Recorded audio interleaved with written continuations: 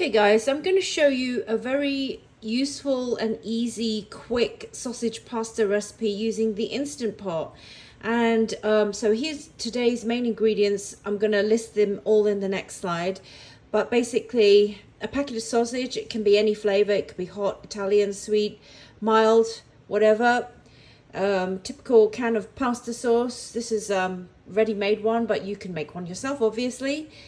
I like half a packet of pasta instead of the whole thing, and the reason is because in my opinion, when we go to restaurants, the amount of pasta that we get compared to meat and vegetables is always out of whack.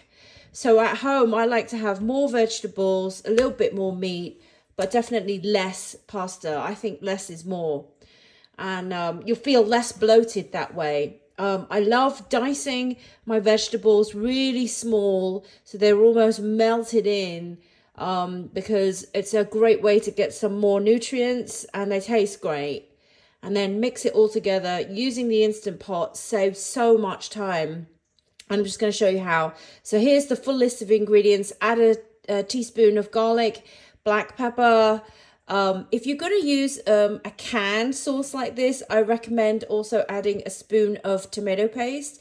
But if you use the kind of big hefty pasta sauce from the jar, just add the jar straight away. I don't think you need anything else. So I'm just going to transform this into smaller pieces. Okay, so I've cut everything up. You can see this is the result of 2 carrots, 2 stalks of celery, half a bag of the pasta. Open the can of pasta sauce, big nice helping of minced garlic. Cut all the sausage up into bite-sized pieces, and half a chopped onion. So this is basically everything that you need to make the pasta meal in a very short space of time. And so if you have everything prepared and ready to go, it's just bang, bang, bang, straight into the pan. So let's do that. Okay, so this is a 6-quart Instant Pot. It's a couple of years old now. I think it was called Duo or Nova or something. Anyway, I've got it on saute mode, and I've poured about a tablespoon of olive oil, good old olive oil, into the bottom of the clean pot. And I'm just going to wait for that to just heat up a little bit before putting the sausage in. You can see I've cut the sausage all up, and that's just so I'm just going to be able to brown the sausage pieces and then move on to the next step. So here we go. Okay, so I'm just going to put the pieces in. I'm not going to get too concerned about this for this moment. All I want to do is just brown and seal some of the edges. If they're not 100% browned at this time, no worries, because the pressure cooking process will take care of most of this. So now you can hear the sausage meat sizzling, so that's a good sign. Let's carry on with this and give it a stir.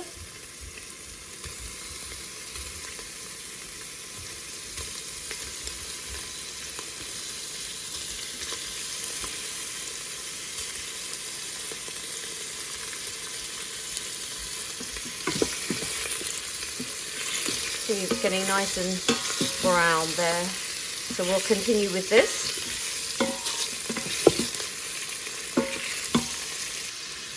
You can see the sausage meat is nicely getting browned here. One piece of advice I will give you about the Instant Pot is you'll see these stuck on bits of protein as you go. Do try to scrape those up, because if you don't, when it comes to pressure cooking, you're going to get the burn notice if you don't do that. Now, we're going to deglaze the pot in a minute with the vegetables and the pasta sauce. So that kind of takes care of some of that problem. But it's always a good idea to keep doing it no matter what. So let's keep on going. A few more moments and then we can take these all out. So have a clean bowl or container standing by so that you can put all your meat in. Get some of these lovely burned on bits so that they don't stick and burn.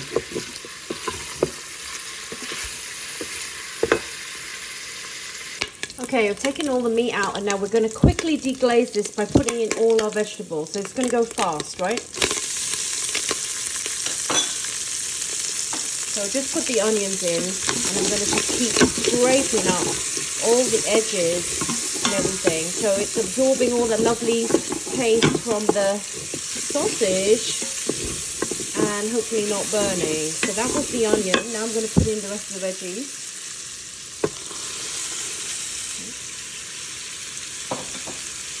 Give it a stir.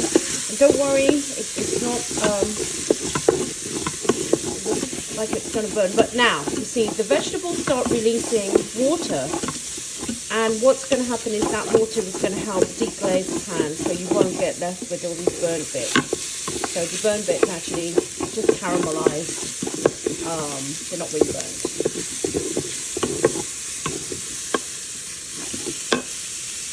Now the garlic.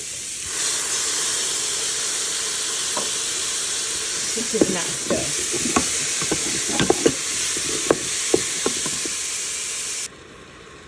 Now also just added 2 tablespoons of water, and now that helps the deglazing process really. Now look at this. So you just keep scraping up all the lovely caramelized juices, and that is going to go into your pasta sauce. So just make sure all the vegetables are nicely cooked, and this is giving them a nice saute. And so this is completely natural right now. Just onions, celery, carrot, and garlic.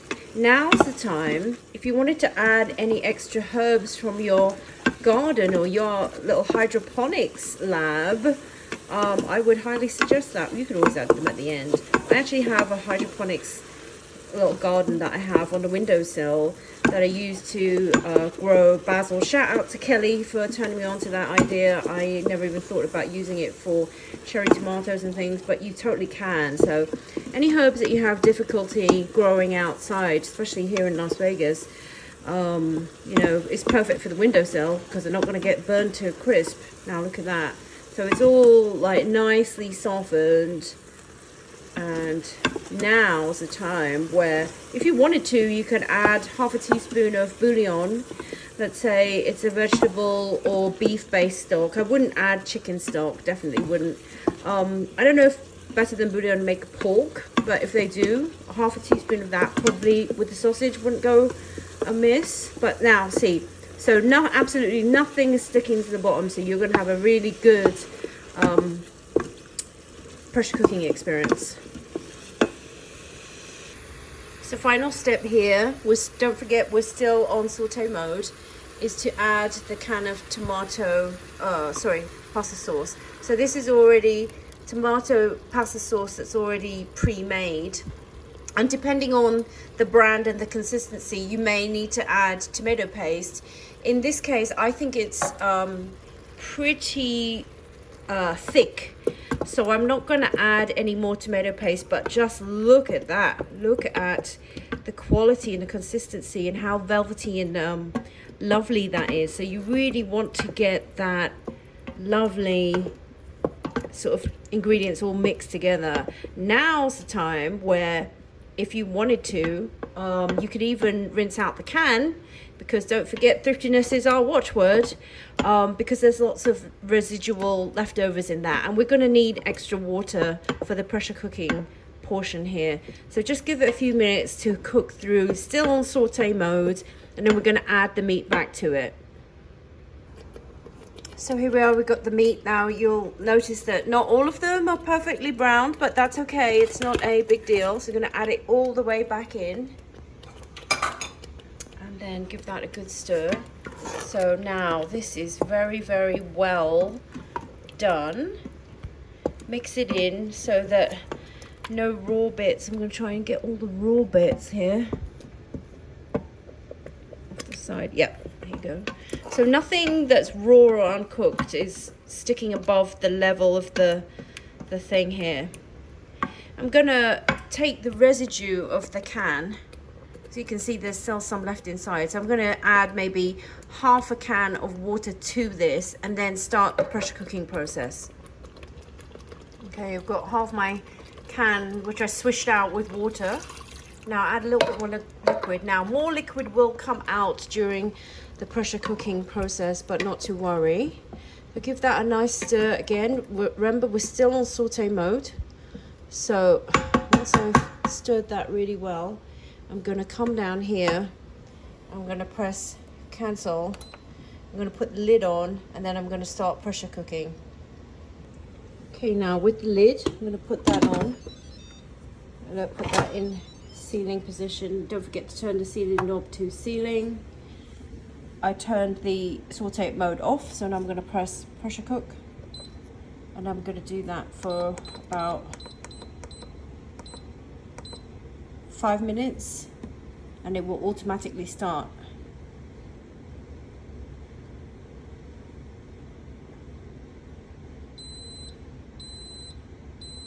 Okay, we'll come back in 5 minutes.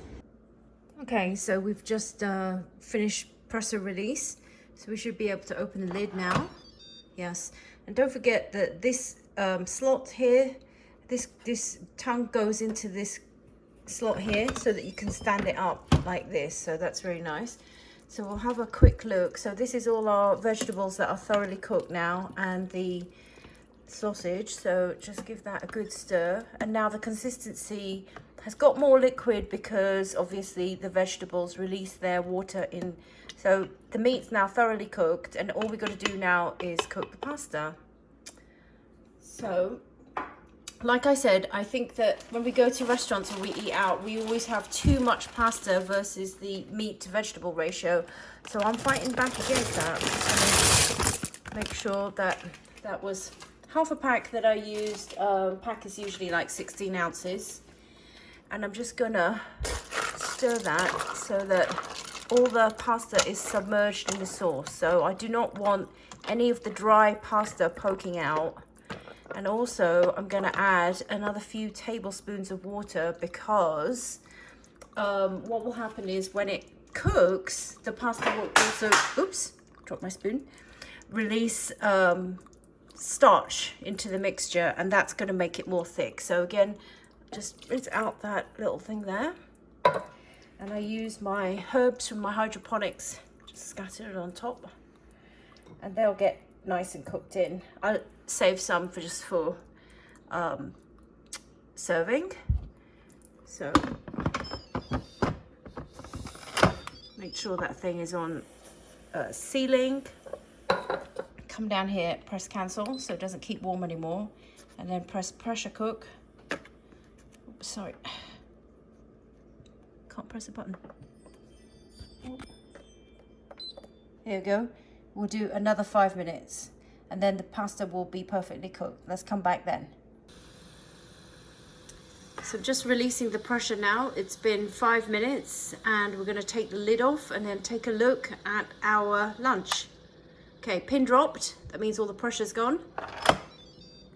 And lift this up. Ooh, my goodness, it's so steamy hot. Okay, so have a stir first. I'm gonna use the ladle. Now you can see that's a really thick sauce. So it was a good thing that I added the extra liquid because that pasta has sort of like released a lot of the starch and thickened the sauce up. So I don't need to thicken this. This is looking pretty good.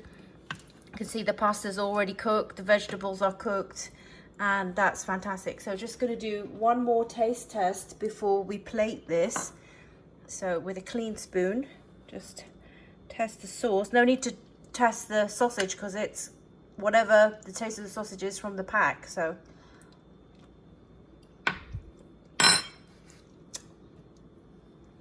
add a touch of pepper. So ground black pepper. Stir that again and then we're going to plate this.